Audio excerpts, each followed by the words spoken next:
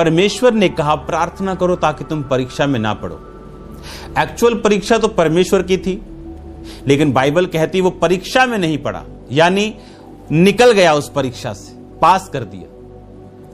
और पतरस जो सोया हुआ था, अपनी स्लीप के ऊपर कंट्रोल नहीं था, लिखा अगले दिन उसने परमेश्वर का इनकार किया। इनफ ऑडेसिटी होने के बावजूद, इनफ दलेरी होने के बावजूद, खुदावन तू मरा, तेरे साथ मर जाऊंगा। और ये सच्चा था, सच कह रहा था। परमेश्वर को मालूम था पर ये तेरा जोश है, आत्मा नहीं। और जोश फेल हो जाते हैं आत्मा के आगे। जोश खरोश में बड़े लोग सेवा के लिए उठते हैं, बड़े जोश के साथ उठते हैं, लेकिन जब तक आत्मा आपके साथ ना हो, आपका जोश कुछ नहीं कर सकता। आप ना तो जेलसी से स्टार्ट करो, जब आप किसी को दिखाने के लिए सेवा स्टार्ट करते हो तब भी नहीं कामयाब होती। किसी के आपको प्योरली वर्ड ऑफ गॉड में रह के काम करना पड़ेगा, अपने विवेक को क्लियर करना पड़ेगा, ताकि गॉड्स प्लान आप पे जाहिर हो, आपने क्या करना है। और ये बहुत इंपॉर्टेंट है जो मैं आपसे कह रहा हूं। अब स्लीप का जो विषय, अब जो पतरस सोया और बाइबल कहती अगले दिन वो परीक्षा में था और परमेश्वर ने कहा था अब तुम सोते रहो, क्योंकि अब घड़ी आ पहुंची। इमेजिन करो खुदावंद ने आपसे सपने में बात करनी और रात को 2 बजे आपके कमरे में पिक्चर चल रही, मलंग। आप सोचो परमेश्वर आपसे क्या बात करेगा।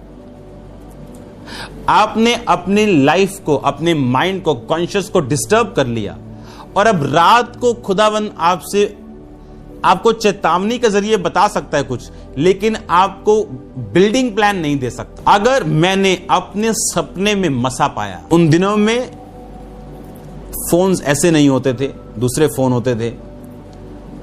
जहां मैं था वहां इंटरनेट नहीं था, टीवी था और एक ही चैनल चलता था वहां पे क्रिश्चियन, और 2-3 चैनल चलते थे न्यूज के, वो भी अच्छी वाली न्यूज, जो क्लियर भड़काऊ न्यूज नहीं। 1-2 चैनल क्रिश्चियन थे, बस वो था मेरे रूम में 21 दिन के लिए। बस प्रोग्राम देख लिया परमेश्वर का, सो गए, प्रेयर की, खाया, सो गए, फास्टिंग कर लिया, सो गए।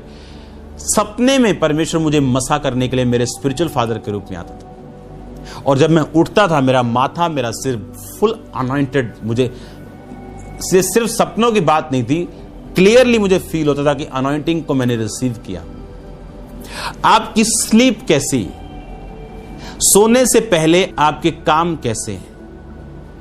अगर आप वर्ड ऑफ गॉड को डिक्लेयर करके प्रेयरफुली, बिब्लिकली नहीं सोएंगे तो परमेश्वर के लिए मुश्किल होगा सपने के जरिए आपको बिल्ड करना। आपका कॉन्शियस, मैंने ये आपको जो बताया आपको बड़े ध्यान से समझना है। आप जितना अपने आप को क्लियर, क्लीन और अलग टाइम में रखेंगे, उसी दुनिया में रह के, आपको पहाड़ों पर नहीं जाना है, उतना अधिक आप अवेलेबल होंगे और आप टचेबल होंगे खुदावंद के लिए, कि वो आपके कॉन्शियस से, आपके स्लीप से बात कर सके। आप मार धाड़ वाली पिक्चर्स देखो, आपका कॉन्शियस डिस्टर्ब होगा और आपको बाद में मालूम होगा कि नहीं, मुझे ये नहीं देखना, चाहे सुपर हीरो की क्यों नहीं, क्योंकि हम टोटल अलग ताई में बुलाए गए, हम दुनिया की तरह नहीं बुलाए गए। और जितनी जिम्मेवारी किसके ऊपर ज्यादा है, उसको उतना ही काम करना पड़ता है, उतना ही कॉन्शियस अपना क्लियर रखना पड़ता है,